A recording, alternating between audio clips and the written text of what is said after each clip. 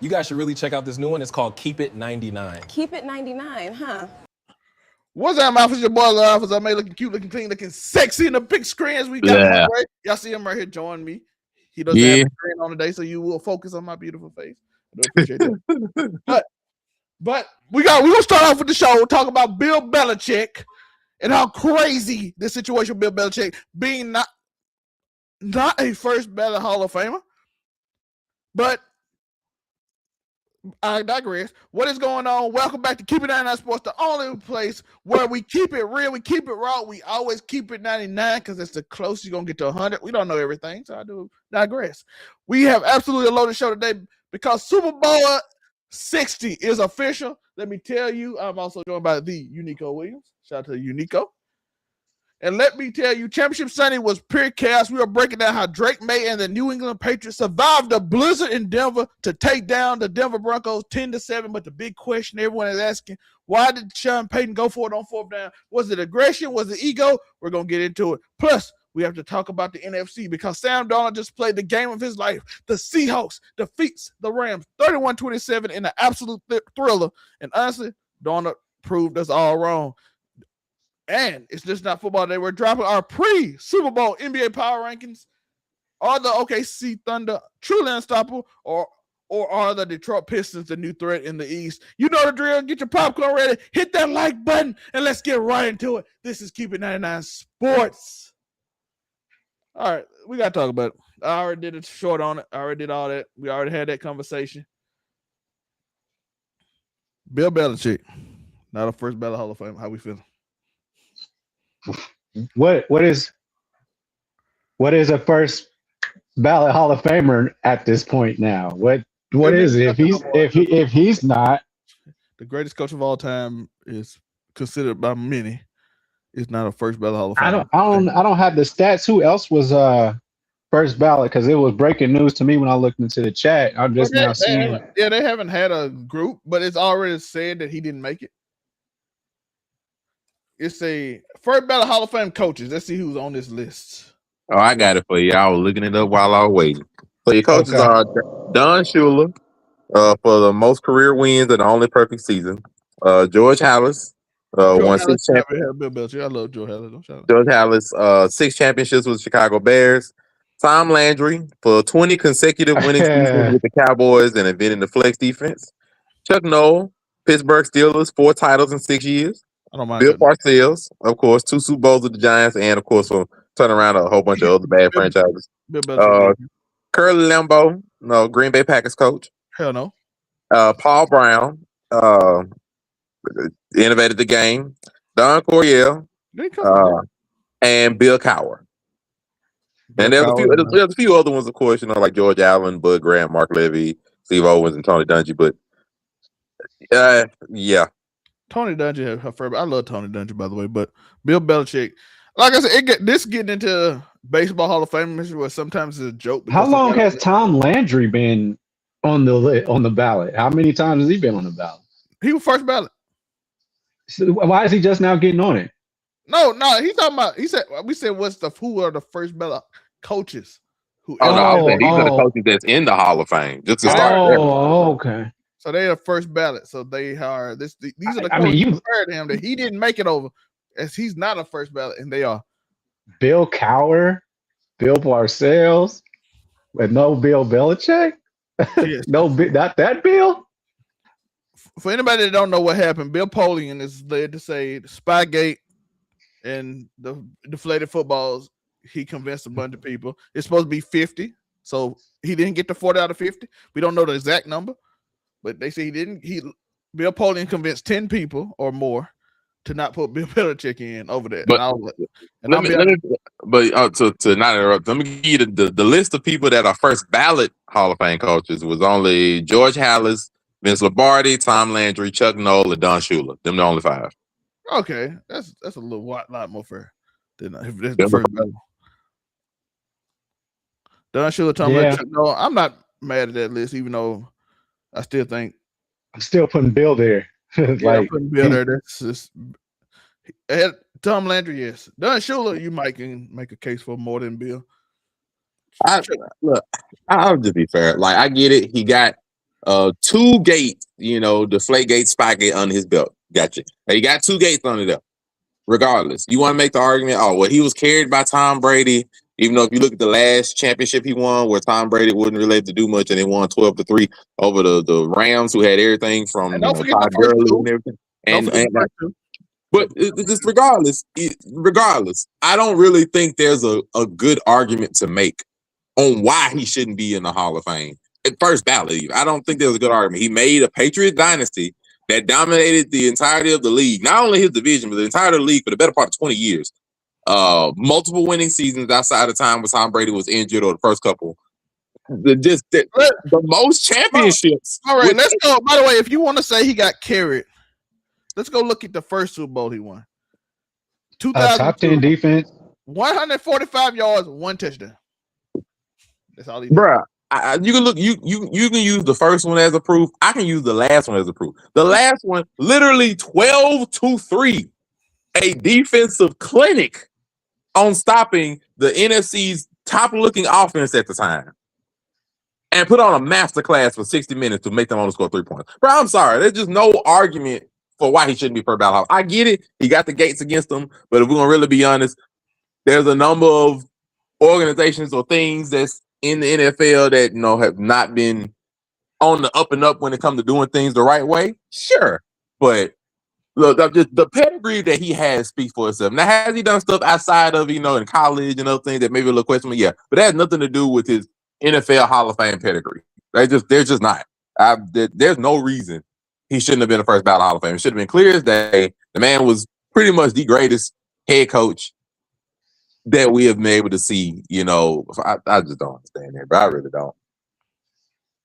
I don't really think it's a good argument to make. Like I said, you would look at it as it was a conspiracy for him not to get there more than the conspiracies that he did when he was here.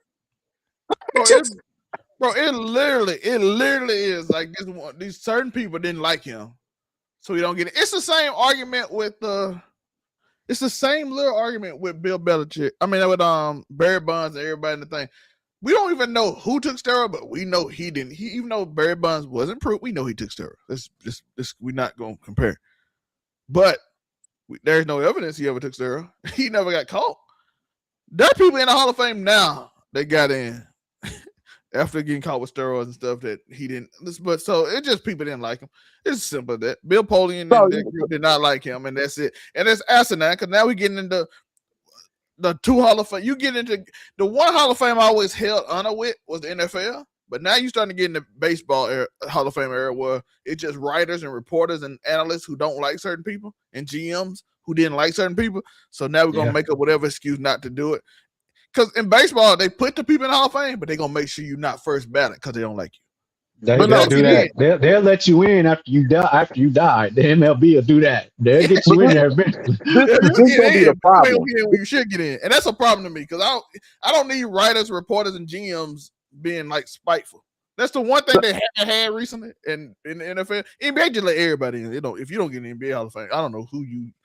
But no, this is gonna look bad because now if any coaches get in this year, they're gonna be looked at sideways. It's gonna be like, bro, I don't care what coach you put in the Hall of Fame right now. They're not gonna have a better resume than Bill Belichick. So anybody that makes it this year is gonna be looked at sideways. Like, why you and not Bill?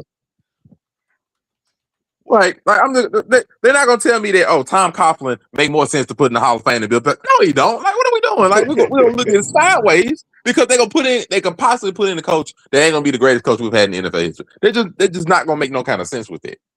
It's not gonna make sense. This whole NFL Hall of Fame this year is going to look fraudulent because he's not there. Let's go. Yeah, I agree. Let's go over the people that's eligible that's going to be here in this year for the finalists and semifinalists. Drew Brees, Eli Manning, Phillip Rivers. Likable guys. I think this is Drew Brees and Phillip Rivers' first chance to go in. Eli Manning second. Larry Fitzgerald, Torrey Holt, Reggie Wayne, Steve Smith Sr., tight end Jason Nice Witten. guys except for Steve Smith. Tight end Jason Witten, running back Frank Gore and Fred Taylor, defensive back Luke Kuechly, Terrell Suggs, Kevin Williams, Darren Woodson. Darren Woodson has been on there multiple times. He should have been in. Special teams, Adam Vinatieri. Listen, only person I see on this list that could even compare to being on with Bill Belichick would be Luke Kuechly in terms of how good of a player he was because he led that Panthers team But and the only reason I say that because his career was also very short. But you will probably never find a linebacker as smart as Luke Kuechly ever. So I'm gonna give him credit. But this, no matter who you put in compared to Bill Belichick, it's gonna be like, oh, over Bill, over Bill. Even with Luke Kuechly, even though I think personally Luke Kuechly could be in that, but over Bill, that's what everybody gonna say over anybody. Bro, the stupid thing about it, you gonna consider Adam Vinatieri to get a Hall of Fame ring. He won 3 of his championships with the New England Patriots. Like, it just does not make sense for a long time though. So he's like, it would be his third or fourth. It's not gonna make no sense, bro. It's just not gonna make no sense. It's not. It's not. This is like, so dumb. For this, you would have needed like people like Peyton Manning, Tom Brady, all to be on the same list at the same time. Belichick come out just so you can be like, oh yeah, it's gonna be stupid. People be on the Ed Reed. You need like be like, oh yeah, Bill, it's okay because we got that person. Who is gonna be you needed that one person that you could be like, oh, he in to distract.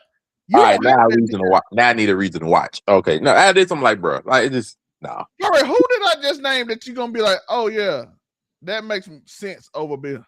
It's gonna be a controversy, no matter what. Like it's the same thing as like just looking at I'm a wide receiver gonna talk here, so I'm gonna talk about wide receiver. But at wide receiver, it's Larry Fitzgerald, Torrey Holt, Reggie Wayne, great guys. Now, what if T.O. was in this class and you snubbed him? Like, are you gonna say any of those 3 were just downright better than T.O., but you just snub him because y'all don't like him? But these guys you do like; they're likable guys. You know what I mean? But that's the same equivalent. Larry Fitzgerald, but nobody else. I mean, but T.O. is. Come on, man! It ain't no way that these 3 guys will make it over T.O. You can at least compare them to T.O. better, but you better Larry Fitzgerald stayed with one team, did his thing with one dude. He didn't have the quarterbacks that T.O. had. You can make argument. The rest of them, no. It's stupid, and they know it's stupid, and they know it's biased. But we already seen the NFL, but man, we say a bunch of major league sports this past year have already pulled some shady things. So why not? Let's go ahead and snub Bill like we done. And this will be the year they'll let Eli Manning get in because okay, we snubbed one person, we can't snub 2 at the same time. We can go ahead and put it. Let Eli get in, the guy who gets into the Hall of Fame that beat him twice undefeated in the Super Bowl against Bill. That's why the NFL is the greatest product of sports on the strength of all this drama for a team of 52 guys that's interchangeable every single year. But they know how to make a headline, man. They know how to make a headline. Do you think Drew Brees or Phillip Rivers get in first ballot? The only one, Drew Brees would make more sense. Phillip Rivers would make more sense to get first ballot above Drew Brees. If anybody get in, it will be Drew Brees. So the first ballots this year, since we already seen that the headline is gone, Bill Belichick, Drew Brees, Larry Fitzgerald, Jason Witten, Frank Gore, and Phillip Rivers. Those are the first ballot ones. So I mean, Drew Brees and I know they say recency bias, but I mean, it seems like that Super Bowl and what he did for New Orleans and after Katrina was just yesterday. You know what I mean? So that's and him being a hell of a guy, that's going to be, that's going to be a lot, man. This got me thinking about, but I'm looking at these quarterbacks here. I'm like, man, how long will it take for Mike Vick to get in? How many times will it take? Michael Vick might never get in. Because I don't think Michael Vick ever get in. He should. I mean, maybe as a contributor to the game, I think, because I see that they have. He not getting in. He should contributor to the game and how he changed the game. Like, is it a black quarterback? Favorite quarterback was Michael Vick. Yeah. At one point, they all named it. Ask any quarterback that's in the league now that's old enough to remember Michael Vick. Some of them getting young enough that they don't remember Michael Vick. But for the most people at 25 and older, Andrew Luck, C.J. Stroud, Jaden Daniels, my favorite quarterback was Michael Vick. Matter of fact, when Michael Vick played, I promise you, go watch high school and college. After Michael Vick in 07, all the high schools got a black quarterback. When I was Nico, when I was younger, they didn't have black quarterback at high school. Our school changed to a black quarterback. Paul, quarterback. We want that. Yeah, we did this. We did the same thing. After we lost our quote unquote D1 quarterback, all state, everything, white guy, tried another white guy. He quit on us, and then we went to our all state cornerback and tight end to become our quarterback. So We did that was like 05, 06, right? So that's when boys start running that ball, man. Then you start doing read options and football change. So it changed. I mean, toss sweeps where the quarterback is fast enough to go lead block a sweep, a toss, like Michael Vick crazy. changed football. So I'm never. Yeah, I mean that's why I'm like at least a contributor. He's got to get in there at some Michael point. Vick as a changed football. contributor I think Cam Newton solidified it. I'm always say that. Michael Vick changed. Solidify. That- He first So the thing about people always had to get ballot for Michael Vick- Cam. No, I don't think he's gonna get that either. But he's gonna Super get in Bowl the loss. He's gonna get Cam gonna get in the Hall of Fame. Michael Vick not. He making media friends now too. Cam Newton is, so that might help him. I think he was always gonna get in the Hall of Fame, but I don't think he's gonna be first ballot. Huh. But Oh my we are talking goodness. about the Hollywood. The Hollywood. By the way, if you don't know, as y'all see at the bottom of the screen, overall99media.org, go to the page, go click affiliate links. You'll see what it sounds like and the Blurred Cartel, both owned by the Hollywood. So you can go check out his pages right there if you just go to those pages, as well as you see at the bottom of the screen, go to the bottom of the screen, click their picture, you go to all their pages or whatever page they sent me. Definitely. So Hollywood, we are talking about right now Bill Belichick being snubbed. We're talking about who could be a first ballot Hall of Famer since Bill Belichick ain't even a finalist right now. So which is crazy. Yeah, He didn't even become a finalist. He just not in. 8 Super Bowls, not even the first ballot. To me, it's either because of Spygate, Deflategate. You know what I mean? And probably he just rubbed some people the wrong way, I guess. But it's just crazy though. You know what I mean? If the credentials for getting in the Hall of Fame is, one of the criteria is I would think is winning. Winning. You know what I mean? Having accolades is what gets you in there, and he has accolades that would say if this was any other coach, if this was Andy Reid, 8 Super Bowls, he in there, no question. They're not saying no. If it was Don Shula, yeah, he in there. You know what I mean? If it's freaking George Hollis, whoever, Vince Lombardi, he had 8 Super Bowls. He's in there. Yeah, you know I mean, first ballot. Andy Reid also has 8 Super Bowls he's been to. So that's. Yeah, I mean, but if he won 8, it would be no question. It would be no question. I agree, man. I feel like it's because Bill Belichick has been found of cheating not once but twice. In the 6. Why say 8? Yeah, I mean that kind of I think because he got the 2 as a coordinator, I think. Oh yeah, with the Packers, with the Giants.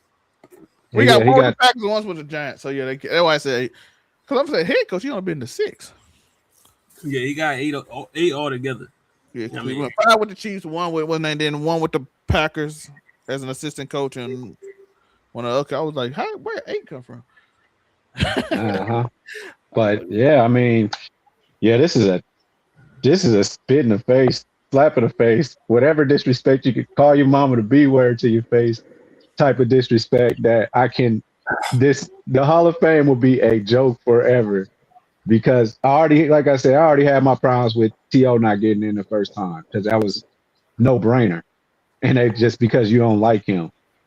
But now, I think you have more of an argument with T.O. than you have Bill Belichick. I mean, I just started. That's where my ire started with the Hall of Fame. But like now, this is like showing me there's some bullshit in the game, and it's 2026, and we can go back and look at everything now. It's not like in the early 2000s where you can hide reasons and you hide who the press, who the media voted for, and all that type of stuff. It's not like that no more. The receipts will come out, and we're gonna figure out why you didn't choose him, and the people as a whole it's too many receipts nowadays. You can't get away with nothing. Bill Polian led the charge because the Flake game wasn't. But I'm still like Bill Polian didn't like him in the first place when he was on ESPN. You can tell he didn't like him. I mean, I'm gonna say this, and I don't mean to spin off one. I'll make sure I can be heard because I was just saying that the dog stuff will keep big out. But the NFL is showing that between this and what we just saw with the Pro Bowl, that if I got more power or popularity, hey, I'm just gonna vote how I feel, and y'all just gonna have to deal with it. That's just what the NFL is showing. Same with you ladies. You sitting there with a guy. Oh, wait, shout out to my boy T. Large Knots. He said, real question, James Harden, top 5 point guard. Time you don't shooting guard. I call him a shooting guard. Shooting guard. Yeah, he's a shooting guard. So You got excited and you I know finna he get played in. point guard a lot, but yeah. Next up, I know Monterey being here, and we having a lot of time on this show. I want to ask y'all a question. One gotta go. Oh God. Who gotta go? Who off the list? JSN, Puka. Oh, I know why you put. I saw a post on this recently that just said maybe now we have to start considering Puka and JSN being on the same level as Jettas and Jamar Chase. I just saw that post. So who we getting rid of? If you had a team today and you had a chance to get all three, who you not taking? Oh, I'm getting rid of JSN. That's not hard. I'm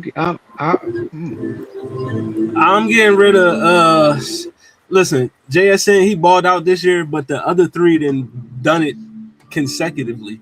So until he do it multiple years, he gotta go. Yeah, a lot of people pointed to Justin Jefferson having a off year with a horrible quarterback situation. He only had 2 touchdowns. It's a quarterback. We know why it is with him, but it's like how they said, like we have more of a body of work with the other three, and just I would love to see more. And the real debate is not even really with the bottom two. I don't think nobody's gonna really sit here and say I'm gonna get rid of Jamar Chase, I'm gonna get rid of JJ. I don't think nobody's really gonna say that. And if I'm choosing between Puka and JSN, Puka not only has done it longer, but I can put Puka in more spots than I really can JSN right now. Puka's been some of everything. And I've seen Puka make some of the most craziest catches I've seen, wide receivers making the last couple years. So I don't really think it's much of a debate yet. All thing about Puka, I would say before we go to Unico's, I want to see Puka without Matthew Stafford. That'd be interesting. Unico. That's where I'm at. Like I'm an Ohio State fan through and through. JSN, it would pay me to cut him, so it's Puka for me. Because it's like y'all said, I want to see him without Matthew Stafford. Let's see what you do, because JSN he was in a different, like you say, all the different spots that he could be in for Puka. For JSN, I'm looking at it like the spotlight was on him. Everybody knew where he was at on the field at all times because he was the only option whatsoever. So that being said, man, I lose Puka. I think you can find another one of him. I think. Now we turn on Puka.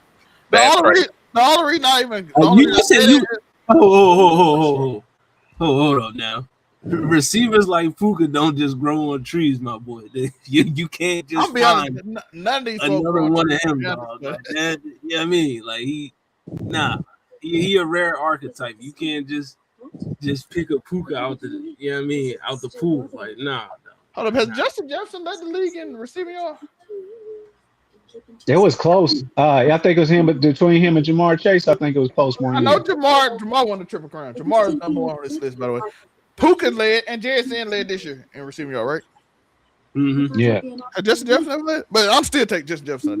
But as Justin Jefferson, other than having the now Super Bowl participant Sam Darnold, and the one thing I can say about all of these guys, we got it. Justin Jefferson has had the worst quarterbacks out of all of them.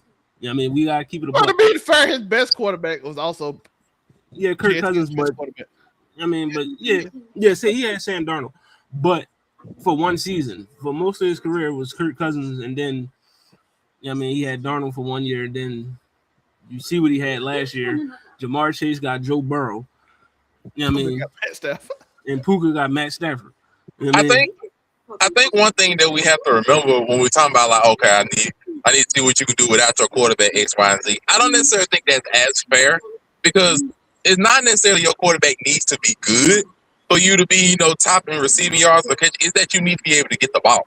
And there's one thing that we know Sam Darnold does to his people, because he did it for the other day, he did it for this year. He's going to get you the ball. He's going to force feed you the ball. And so I don't really think that's fair to try to give a knock on Puka for having a good quarterback, and Sam Darnold isn't a bad quarterback, and he force feeds the ball just as much as Matt Stafford does. So I don't really think that's fair. Well, almost. That I said earlier this year, Justin Jefferson missed Sam Darnold because Sam Darnold gonna throw it to his number one. Yeah, he gonna force feed. That's what Sam Darnold. He gonna force feed.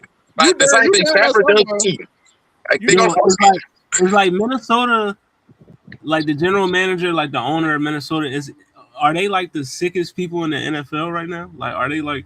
To be honest, I don't think they would. I think they would have been a good team, but I don't think they would go down with Sam Darnold. Yeah, even if they didn't go to the Super Bowl, but still, it's like quarterback. Trusting a quarterback situation could at least be solidified. Yeah, I think the sicker people is somewhere between the Jets, because it shows how bad your organization is. Because this man was able to find success, not in one, in two other organizations, he was able to find success. Because Darnold had 14 win seasons in two different teams.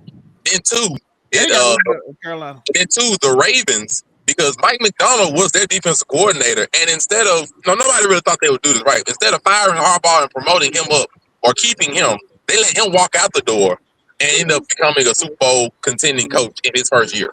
So it shows multiple organizations that it's not good. They got Jesse Minter now. What do you mean? I mean, they do, and I'm happy with that. And the thing about it, look at Jesse Minter is we're hoping it's like another version of Mike McDonald, a really good defensive coordinator that we're hoping comes up to be a really good coach. But I mean, they had McDonald and they let him walk out the door. Have to remember that. By the way, I do want to say this: all four of these receivers are amazing. By the way, I would if you gave me any of them, I would be so happy. You good with them starting off the team? I'm taking Drake London over all of them. Fuck you, man. Well, one thing I do want to give props to Drake London for any receiver right now. I'm taking Drake London over all on this show. You want to change right now? Before we move on, I do want to give props to Seattle's general manager of the organization, because they have known for the past 2-3 years how to let go of somebody when they needed to. They let go of Russell Wilson like the year or two before he fell off. They let go of Pete Carroll before he ended up going up route. They let go of DK Metcalf when everybody was questioning them. Actually let go of Metcalf and Tyler Lockett and putting their faith in JSN. And all of that worked out. So I have to give props to the general manager. They've done wonderful work over the last 2 years. To me, he one of the top general managers in general behind Howie from the Eagles. I have to give him props. He always does a great job. You see how much Pete Carroll struggles since he ain't got old boy. I'm just saying. And he hired Mike McDonald too, so I give him props. The Seattle general manager has done a phenomenal job. I would put him second up there behind Howard. He's always their organization is well. They take a few losing seasons. Same thing my Eagles and other teams, but I just thought it would be a fun. And they let go of Geno. My bad. They let go of Geno too. Yeah, the year before it went bad. Like, I give them props. They have been on point on when to let go of players. Yeah, so I always find it interesting. All right, I appreciate you, Hollywood. Hollywood just left. He just want to get in that conversation because he's about to go to the draft show. So after this show, y'all can go over to the Blur Cartel and watch their new show. So I do appreciate them for Hollywood for coming through, giving his thoughts for us. We about to get into our main program of the show. That was just something that just popped up, and we had some breaking news. So we want to talk about it. So let's get into what we talk about. Y'all know what we get into. We get into the NFC Championship game. As we just talked about Puka and JSN, we might well go into that one. Great game. Yo, them quarterbacks dueled it out. Witherspoon, I bragged on you last Tuesday. You got burned a few times. The coverage. You had your hand on the ball. Puka just made some amazing catches. But you got beat a few times. But at the end of the game, 3rd and 4th down, you made up for it. Great plays in the end zone. Matthew still had nowhere to throw the ball, so I do want to give him credit for that. He made up because I was worried. Willie, you need to thank everybody on your team because standing in front of the audience. I even saw it again after I saw Uncle Shay talk about it.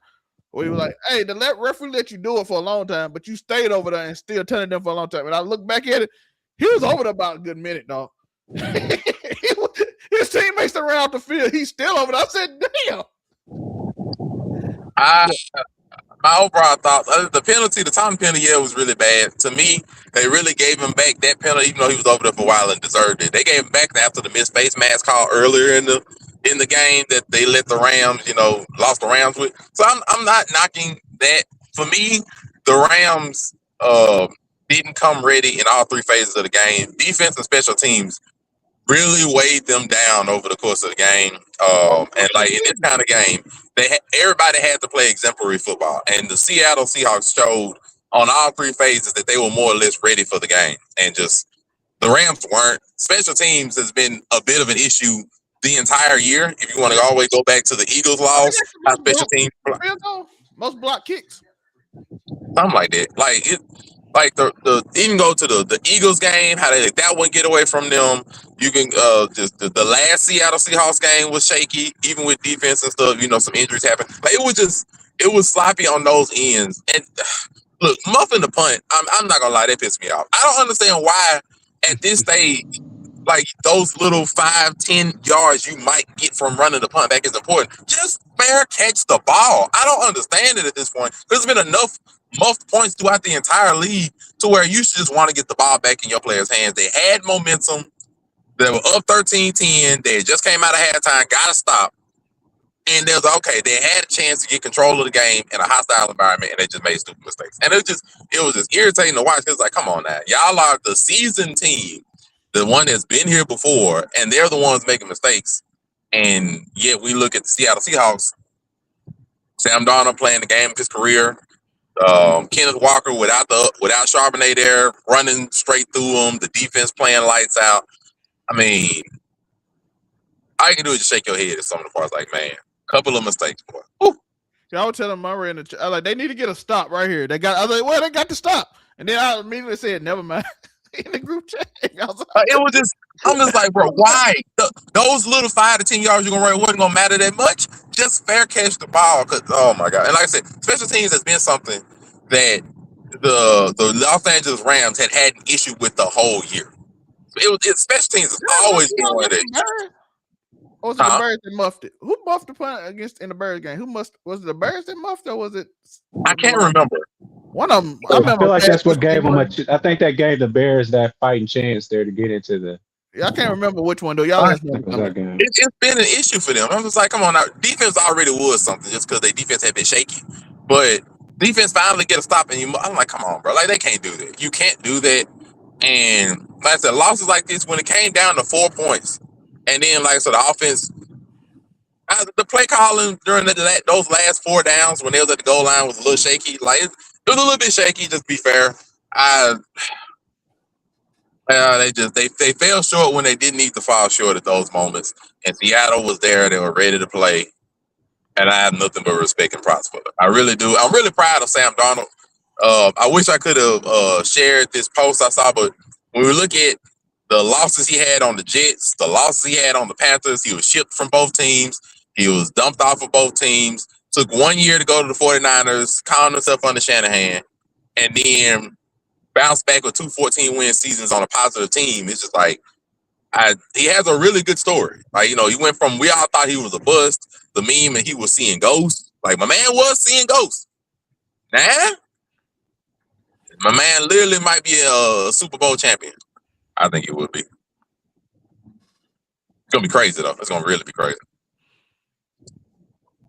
Yeah, that was. I was proud of Sam Darnold where he kind of rebuilt himself in Carolina that showed he could be competent. Because in New York Jets, he was on TV talking about, I see ghosts, and I'm like, that is not good to say ever. They killed him. I mean, it was bad because him and Baker both was on the Panthers, and then they both left and found success. But I think Sam kind of found a footing as a decent starting quarterback, which gave him a chance with Minnesota. Yeah, I think that 1 year Baker's was worse. He wasn't on no team until the Rams called him that random game when everybody got hurt. Yeah, like it was bad for both because Sam we already accepted it was a bust. Like once he went back for that 1 year and behind the 49ers, everybody already given up on him. Like we literally thought he was done. It was okay, Sam's a bust. He done had 2 shots at it on 2 teams. It ain't look good. Everybody just lost him. And then when he went to like when we talk about Baker too, like he had to get caught up there when he went to the Vikings. It was only on like a 1-year stint, and he wasn't supposed to start that game. Remember, J.J. McCarthy was injured in preseason. He wasn't even supposed to start last year, and so when he got the starting job because of that instance, it's like, oh, okay, well, they got something. And then the Vikings still didn't want to trust him, so they still let him go. And it's just okay. Seattle gave him a shot, and they exceeded expectations because he wasn't supposed to start then either. If J.J. McCarthy hadn't gotten hurt, he may not have gotten that 14 win streak they got then either. It's crazy. Unico, your thoughts on the game? I mean, it was nice to see Sam Darnold being in that kind of a game, a shootout, if you will. It was good to see that. Seahawks, man, I'm kind of worried about their run game. I mean, they couldn't run the ball for nothing really. I think their best rusher had 62 yards on 19 carries. That's not very good, especially going into this defense that they about to go into against the Patriots. So, but I'm happy for Sam Darnold. Like I said, man, I've been a fan of his since he was at USC. Only watched one game at USC, and that was a Rose Bowl on a Monday night. And all I kept on saying was Darnold because he had moxie and he, seemed like a winner. It's my first time ever watching him. So I'm happy for that. I wasn't sure where I wanted to go with Matthew Stafford because I was like, you know what? I'm good with his legacy. He got his ring, so if he take a L, I'm cool with that. Let's see Sam Darnold strive. And then yeah, that's where I'm at. But I mean, Matt Stafford, he gave it a shot. Neither of these quarterbacks threw an interception. So that was a big part of this game too. I mean, I think both teams came to play. There were some opportunities. When you get them, you got to take advantage of them. So yeah, shout out to the Seahawks. Yeah. Kenneth Walker hurt him more in the passing game. 4 catches for 49 yards. That he had like 3 big catches in the flat that he broke a bunch of tackles on. So that's why. See, that's good. But I mean, I'm just saying, just from a rushing standpoint, it just didn't. But I think it was an adjustment because they were missing their second running back. So I think it was an adjustment. Yeah, so he used to like 15 carries. So by the way, the second half they really shut him down. The first half he did a great job. First half I think he was at 6 yards a carry. The second half he was at 3.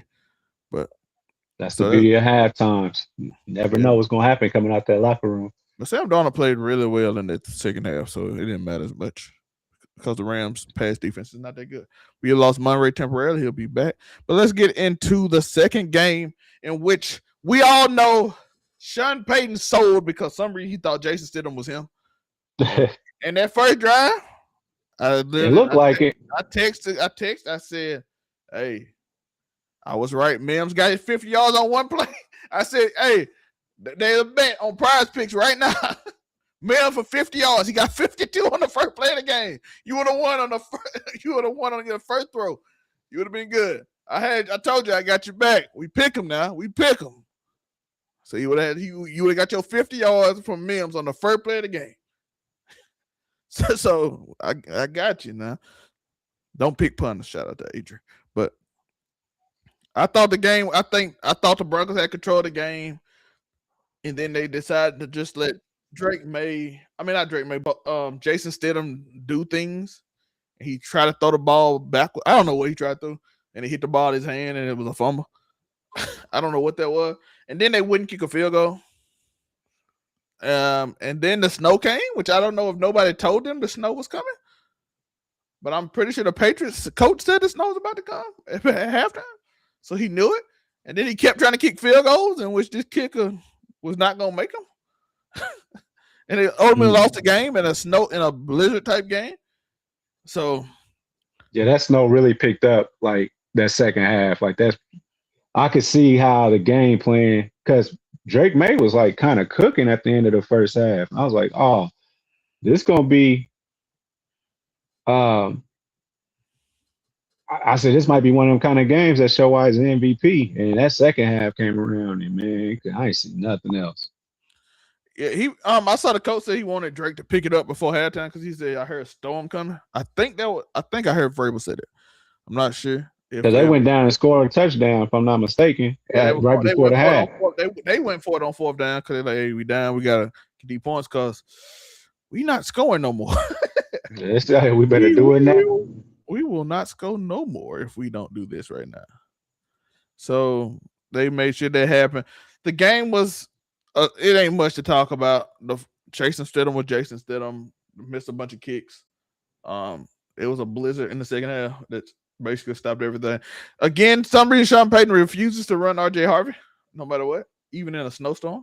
He rather throw the ball, which still confuses me to this day. So if you was a betting person, you missed that 13.5 because he gave him 13 carries. If you're a prize pick type guy or any of them other leagues, it was 13 carries for his attempts. He ran it 13 times. So you did not get your point half because Sean Payton refuses to run him, even if it's snow in a blizzard. I mean, that's when you would be like, yeah, this bet really about to hit. It's a close game, and you have ample time to just run the ball and keep, try and keep the other team from scoring. And no, just got to keep throwing it to prove that I'm the smartest one in the room. Did the same thing last week. We playing the worst pass defense. We playing the worst rush defense in the league. In the league, and we got the best pass defense. Let's throw the ball 45 times instead of run the ball. Yeah, why not? And by the way, the only reason they still won the game is because Josh Allen had 5 turnovers. So you still had a lot of chances to do what you got to do. Yeah, don't remind me because the way that cape been going on, been on for Josh Allen. Don't remind me any AFC QBs that need. I watched the announcer on CBS cry. I watched the announcer cry and said, "It's not your fault." I'm like, "He's not even on your bro. What? It's not your fault. It's not your fault." He's not crying. I'm like, "It's not your fault," and I'm like, "What? Are we serious right now?" But Murray cannot be heard right now, but he will join us when he figure it out shortly. So I'm looking for that. But my thoughts on that game was, the Pats has had the blessed year. They have. I'm gonna give y'all my prediction next week. Shit, Murray is back, but I'm gonna give y'all my prediction that Murray can't be hurt. Testing 1, 2, 3. Yeah, you can be hurt. Yep. I was saying the whole time, I only wanted to say one thing, that might be why they fired the offensive coordinator, because it might have been the coordinator's decision to not run the ball, that kind of stuff. Let's throw the ball every play. It might be why he gone. And not get no first down because we throwing into a blizzard with a backup quarterback. The quarterback gonna win this time, bro. I'm like, okay, RJ Harvey is going to throw the ball 100 times. We get it. All right, I understand. I don't understand. It doesn't make sense. That's why he ain't there. But I'm like, okay, RJ Harvey get 30. They did that on purpose. 13.5 is the number you gave everybody 13. Yeah, that sounds like a setup. That sounds like a setup. Don't give him the ball no more. Vegas going again. Man, it's a snowstorm. This is the time to have 20 carries between two running backs. By the way, I saw RG. I do want to talk about this RG3 post. He said Drake Maye has been on a generational run. He has played the number 1, 2, and 5 defense going to the thing. But he also, I think he has more turnovers than he got touchdowns. And also, the teams has only scored 16 points. Well, no, was it 19 points total against their defense because he's played Jason Stidham, CJ Stroud, which I don't know what's wrong with CJ Stroud, and Justin Herbert, who looked lost. Justin Herbert was the okay one. We know what was wrong with Stroud. A lot of stuff. But he's played like 3 top defenses, and he's also played 3 of the worst offensive lines in the entirety of the league. With the exception of Garrett Stidham, wasn't that bad offensive line, but it was also a backup quarterback. Yeah, so the only good offensive line they played was the backup quarterback who has played 4 games his life and lost all of them beside. Mind you, they could have won still. Yeah, they could have won if you ran the ball or kicked the field goal before halftime. You would have been 10-10. Instead of going for on 4th down with a backup quarterback. You were talking about predictions for the Super Bowl? We doing that next week. It's a next week thing. Okay. So we're gonna worry about that next week. But I do RG3, which ain't no way he was serious about that. He had to be trolls. No hate to Drake Maye though. They might be trying to start the Drake Maye and the next Tom Brady thing already with the generational runs, quote unquote. This postseason, he has not played well, but he's time to move Josh Allen out the way. They said you can't get it done. We gave you too many opportunities. She even changed the rules for you for overtime. And by the way, Josh Allen, the first quarterback, I think they have changed 2 rules for ever. Right? We did too much. We gave you everything. The first down rule when he lost the first his second year, they changed the first down rule for him. The overtime one I'm cool with though. That one needed to happen. They didn't do it when Patrick Mahomes lost to Tom Brady. They did it because Patrick Mahomes. One, it was Tom Brady. They weren't going to do that. 2, Patrick Mahomes was still young, up and coming. They weren't going to do it quite yet, but it's all right. Like I said, the overtime one, I give a little mercy for that because that needed to happen. Like that was something that the NFL should have been did. The other one, They changed the first down rule for Josh Allen.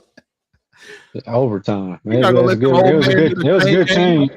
We're not gonna let them old men do the chain games. We're gonna do it electronically with a chip in the ball now, thanks to Josh Allen. Josh Allen did get that first down though in that game, but who cares? They wasn't gonna win. He was young. I think he had like 2 turnovers in that game. Don't let Rex Ryan say it. Rex Ryan will tell you that Josh Allen has never lost a playoff game in his life. It's the defense fault. Yeah, that Rex Ryan pissed me off with that. But he pick and choose. But we have the NBA Power Rankings pre-Super Bowl. So we're going to give out 2 Super Bowl picks. We are in NBA season now, so be prepared to talk about a lot of NBA. We will also, on this show, pick our brackets of the NCAA tournament live, as it will be March very soon. So when that happens, we're going to do our research on this college basketball. I got a lot to catch up on because I don't know nobody. College, boy. I'll leave that to y'all. Shout out to Melo's son. He been hooping lately with Syracuse. I've been watching that. And Gilbert Arenas' son has made his debut for USC. So I hope USC get in the tournament. So because his son is really good at basketball, and I want him to see him in it, even though he missed most of the season after his incident. So I'm looking forward to that. So we will be doing that stuff because I know we are transitioning from football, as y'all can tell, because there's no football. We will have some shows that's gonna be. Unless people want to hear about the Pro Bowl, which I hope not. Oh no, we're not talking about the Pro Bowl. I mean, I'm sure we'll do a quick reaction after it's over. Like it's a flag football game. I'm not reacting to it. I'll go and play a flag football game with Cam. I can go to Houston and play on Cam team and then show the video. That's more interesting. I forgot they switched the format. Yeah, it's a flag football game now. I'm like, what do the linemen do? Sprained ankle. I'll be real. I don't even care at this point. We keep going. Yeah, let's get into the NBA. Let's get into the NBA. Shedeur Sanders made the Pro Bowl. I know people want to. Oh yeah, shout out to that Pro Bowl. I think he was the 15th alternate because everybody declined before him, so he's in now. Good. He got a Pro Bowl to his pedigree. That's the start of his legacy. So let's get it. I know people got mad that other people went in. I'm like, they all declined it. And he can use that in contract talks to say he got a Pro Bowl to his name. That just upped his price. So. Oh Lord.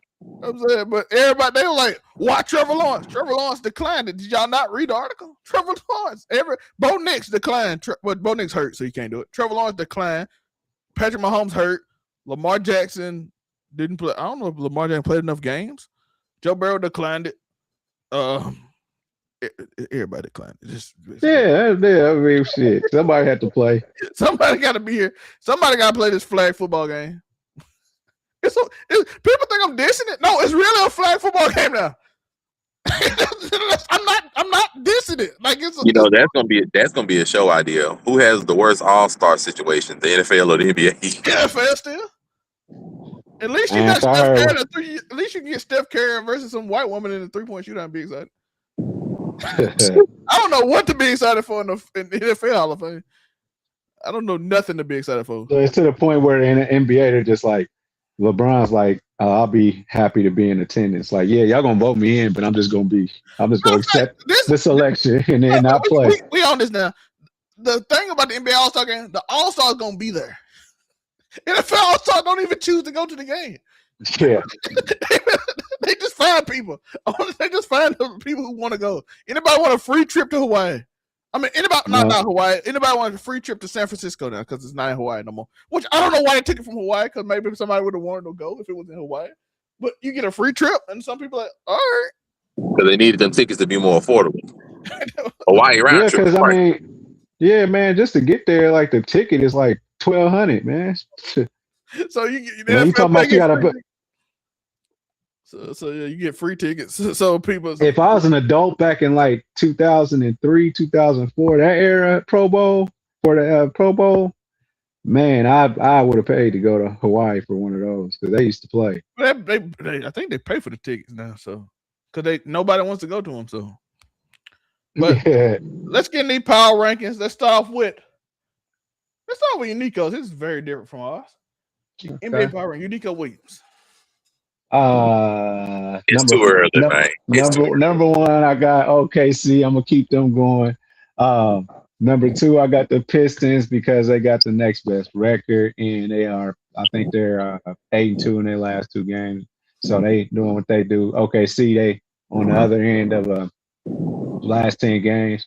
It came down to Nuggets and Spurs for me, and I just went with the Nuggets had a better 10-game streak going into this. It was 7-3 versus 6-4. So I went with the Nuggets, especially without them having Joker and hanging in there. I know the Spurs had their time without Wemby, and who was the other boy in there? Castle, I think. Can't remember. But yeah. So I just went with the Nuggets because the Nuggets don't have nobody on their team where you just like, what we gonna do without? I mean, yeah, you got Murray, but that's a sometime situation. So I just went ahead with the Nuggets. I think that they persevered without having Joker during this time. And then, man, came down to Rockets and Celtics for me. The Celtics are doing more with less, except for to have probably the best player in the East on their team leading the way. So I went with the Celtics over the Rockets, who can't seem to figure it out. Monterey, he said he said your team, so your power rankings is up. I said it's too early for this, man. I came into 2026 with a fresh mindset. I said I was not trying to be as hostile on these kind of shows. I was trying to be very understanding and neutral. And as a representative Boston fan, I appreciate you having more faith than most of the Boston fan base in itself because they shouldn't be on. They shouldn't be there at all. Like, I'm just gonna be real. There's no reason Boston should be there. And this is power rankings.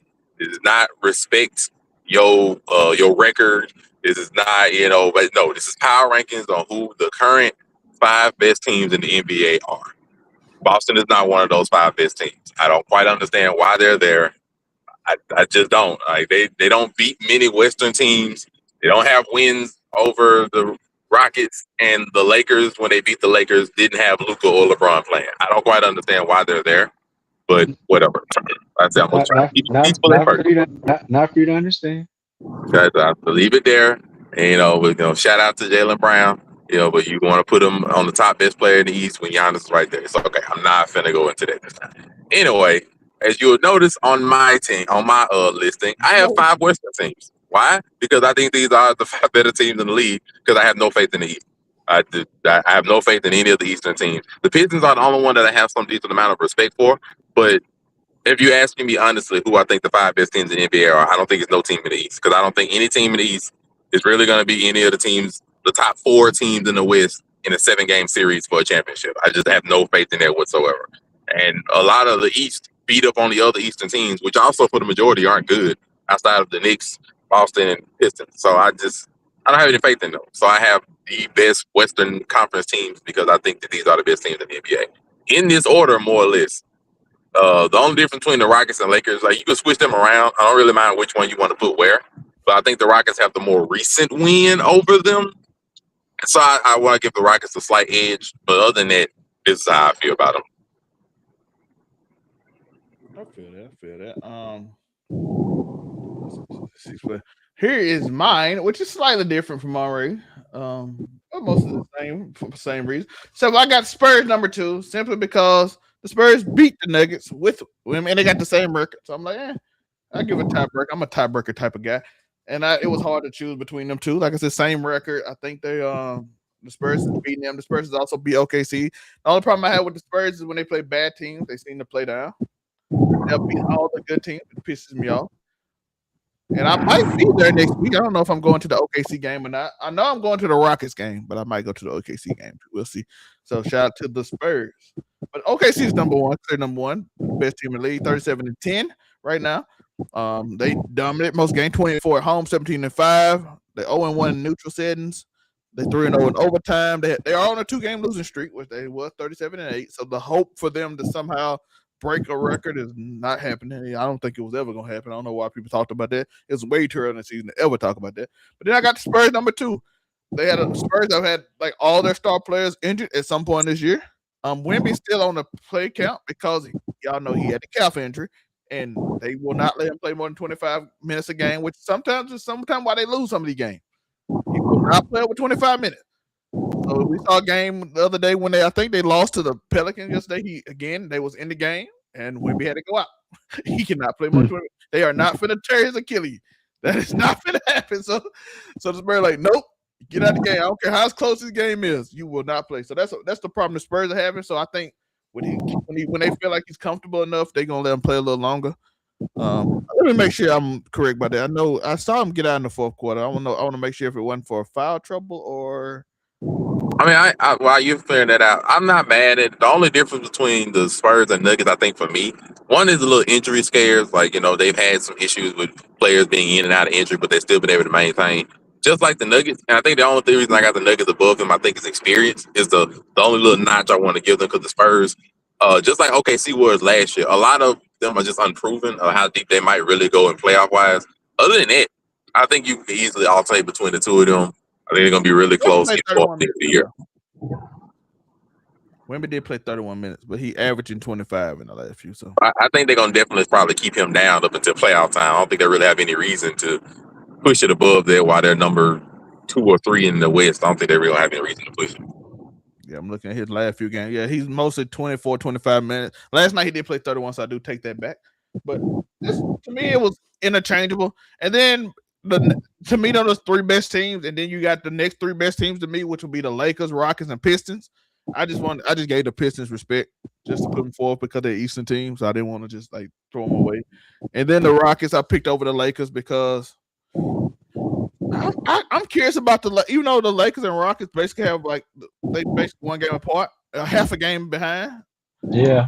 I just feel like sometimes I feel like the cohesion between the Lakers. I think the reason I put these 3 here because the Pistons are unproven. The Rockets don't have a point guard right now, so their offense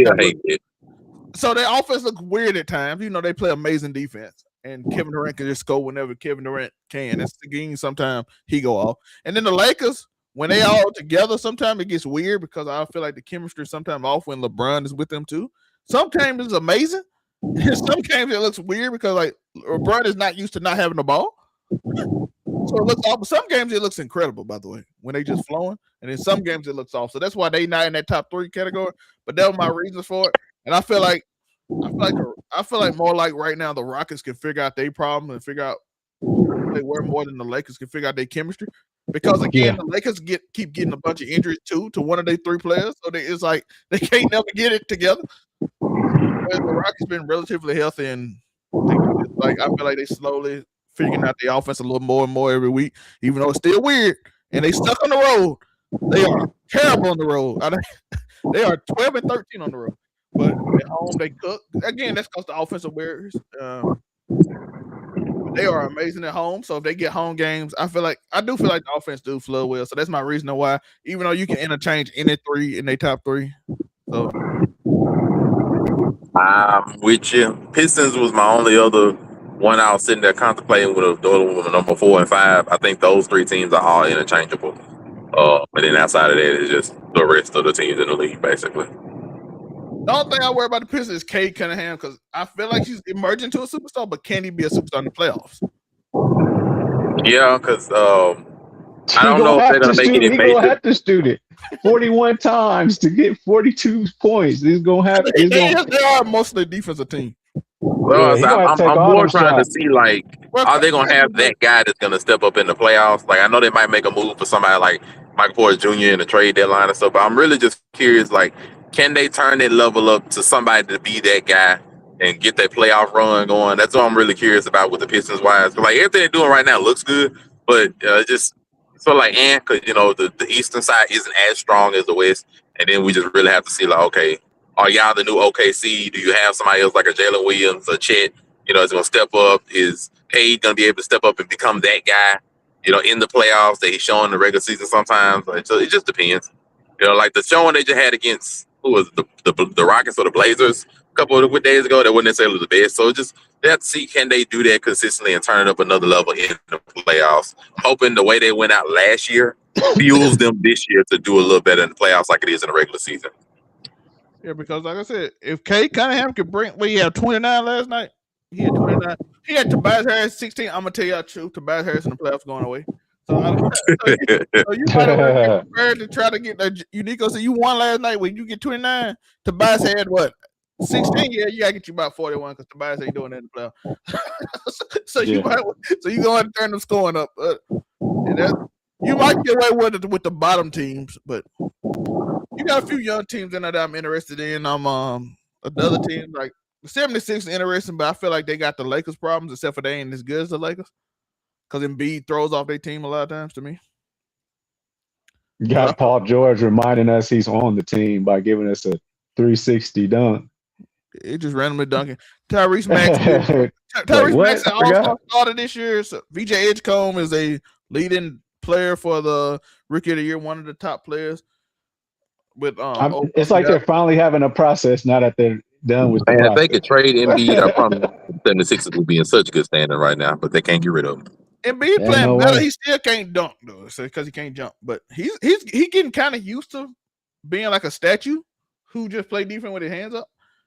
So it's better, but still we just kind of slowed the game down for him, and that hurts VJ Edgecombe and Maxey when he's in the game because they stop and wait for him. I'm like, no, y'all two supposed to run.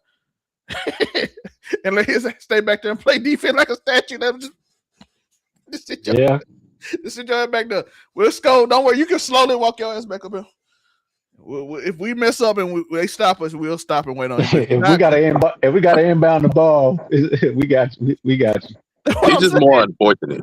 It's just more unfortunate. Embiid's like a shell of himself. Like, this ain't nowhere close to the MVP level that he was able to play at his maximum. He has no Achilles tendons in neither knee. So I know. So I was just like, it's like a shell of himself. But unfortunately, you know, they stuck with him. So it's just right now he has at halftime. He has 24 points at halftime against the Bucks. So he's not like bad, but he's nowhere near what he was before that the other Achilles injury.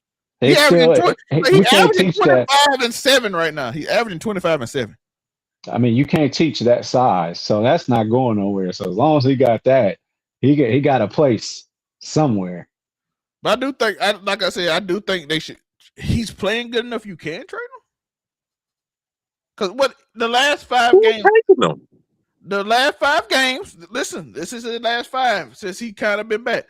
38 points against the Knicks. 32 against Houston, 30 against Indiana, 33 against Cleveland. I mean, that's some good numbers against some good team. I don't know who crazy enough to believe. Like, everybody knows the Embiid's injury history. I don't know who's crazy enough to take him at this point. Like, I'm like, who will take him? All right, stop. I'm trying to convince people to take him. He averaged 30. He averaged 37 points a game in the last 5 games. Let's take his ass, please. My bad. I'm talking to Zelmay Maury right here. Come on. He's after 37. Don't take his hands up. I'm just saying, Embiid's against ice, man. Let's see what he's back to Israel. I'm like, man. That's the only way you're going to get him off your team, bro. I might have to tell you, I'm going to send tweets from a burner account. Bees burner. Just name it Bees burner. This is Joel Embiid, I promise. Oh, it's Philly boy. You're trying to get him out. Philly liberal city. Send him to us. Give props to though. Like, Daryl Morey and the Philly organization have been able to draft very well recently. I have to give them props for that. Yeah. They've been able to draft great. We love little guards apparently. McCain, Maxey, and VJ.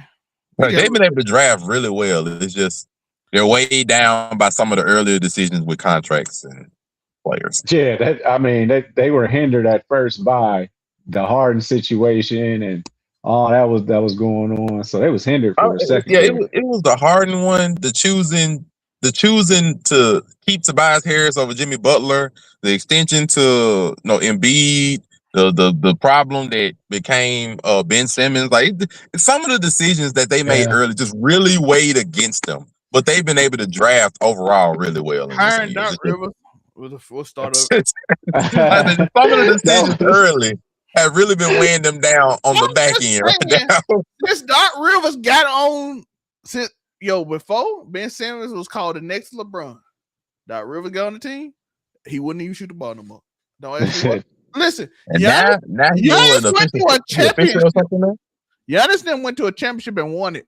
The next year they hired him as an advisor. The coach got fired and he became the coach. They ain't won nothing since. I'm just saying it seemed to be a Doc Rivers thing. And now we waiting on see if Giannis is gonna put that trade request in, or we're gonna have a lackluster lackluster trade deadline because waiting for February the 5th. He's recently injured, so he's gonna be out till like March or something. I think. So man, that's still trade for him. You just gotta say if you want to go or not. Put that request in. Doc Rivers gonna ruin your life. I mean, they already gonna ruin Milwaukee anyway, on the way out. They already cooked this season anyway, bro. Don't nobody believe them. I'm just telling you, it's over with. He started counting the games down. I said, "Yeah, we got like 37 games." I wanted Mike D'Antoni to be our coach. He would unlock Ben Simmons mode, but then we hired Doc, and that was the end of that. Dun, dun, dun, dun. That's all it is. I'm sorry. Mike D'Antoni, the scapegoat. What song is it? I don't even know what song it is. But stop playing random music. I do appreciate y'all. That's the show. Like I said, it's gonna be very light in sports. Anything else happening? Two things. Ain't nothing else that we need to talk about. This is gonna be the time we wait. We talked about Bill Belichick. Joe Brady is the coach of Buffalo Bills, I guess. That's conspiracy. Sean McDermott was the fall guy because it made no sense to promote your offensive coordinator. You promote your offensive coordinator, fire your head coach, and keep the general manager. That was the conspiracy. It was questionable. General manager, higher position.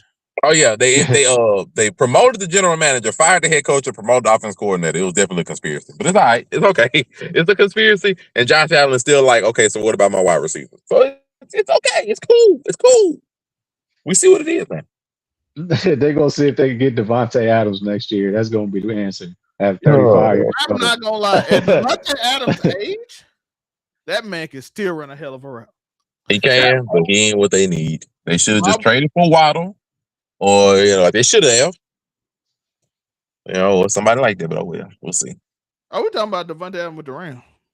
Yeah, I know that. I was like, and it's unfortunate that Devontae been so close to a Super Bowl like 3 times with them Packers teams, and now recently with this Rams team, and he still ain't made that Super Bowl. Bro. That man had Woodley looking 3 different ways when he hit that route. He still got the route running.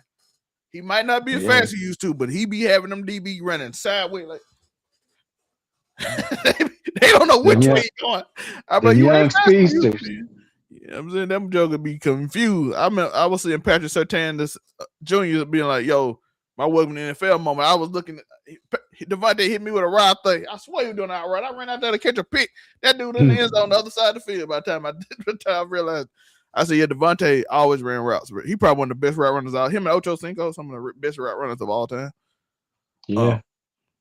His name is Chad Johnson. 8'5". Your mama named you Chad. I'm gonna call you Chad.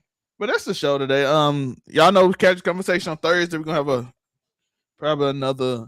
The J. Cole mixtape is out. Academics got slapped. And now he's at a beef, and now him and Wham, Lil Baby, looks to might be getting in a boxing match or something. I don't know what's going on with that. So Adam 22 got beat up. Y'all know it's gonna be a crazy. They getting beat up. So. Well, his girl get beat up, not him, but he got beat up. But it's gonna be a crazy show Thursday. So be here for Casual Conversations on the Keep It 99 channel or the Casual Conversation channel. So If you're on the Overall 99 Sports channel, go over to the Keep It 99 channel or the Casual Conversation channel, as well as I think this show will be on Spotify or next week's. I don't know if I'm going to start with the Super Bowl or this week's, but one of these shows Radio Row like everybody else. And Casual Conversations will also be on Spotify starting, I think, Thursday. So this is going to be episode 1 of this season. I don't even remember what season it is. Casual Conversations. I'll look it up, but it will be be on our Spotify. Overall, Keep It 99 Spotify. You'll see us saying to say Overall 99 Media. Go to it. You'll see our shows on it. I got some new things coming soon. I don't know if it'll be February or March, but it'll be fun. It's a lot of fun stuff coming. I appreciate y'all. Nico, you got anything that's coming up? Just do you hear me and more movies. More movie review. By the way, I'm getting into the movie. Wonder Man review will be coming out hopefully next week. It comes out. All the episodes come out today. So tonight. Oh, okay. I will be watching Wonder Man. I also got His and Hers. I gotta watch. And I saw that too. Oh man, it's a movie on Netflix called The Rip.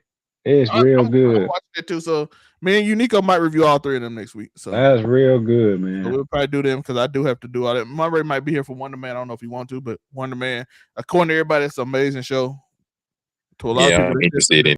So be up for that with Unico. So we will be doing movies. So and if you want to find out where to find him, over on 99 Media, click his picture. Monterey, anything for you this week? Nope, I'm good. Yeah, you know what to do. If you want to make it make sense, go down, click his picture. It take you right to it. I made it simple for y'all. Overall 99media.org. You see it at the bottom of the screen. I tell you that the whole episode is right there. See, it's coming up right now. You see it? Click the picture. I tell you, I give you instructions. Just read. Be like Constant and read. All right, I appreciate y'all. Peace.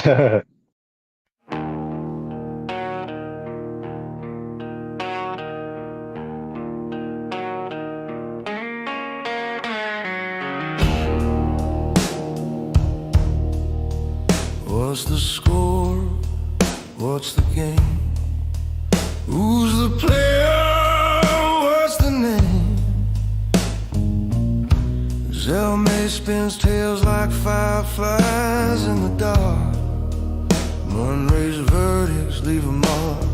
Closest you're gonna get to perfect, but not quite, not tonight. Keep it 99.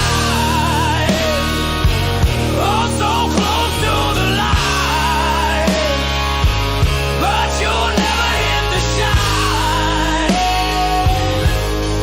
Keep it 99.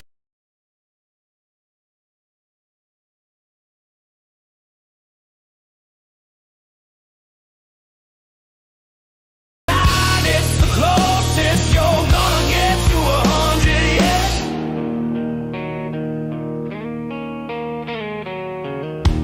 Unico's flow cuts like a knife, twisting rhythms full of life. The storyteller whispers truth in the night. Fraud judge rules with a crooked side. Closest you're gonna get to flawless, but it's raw, it's lawless.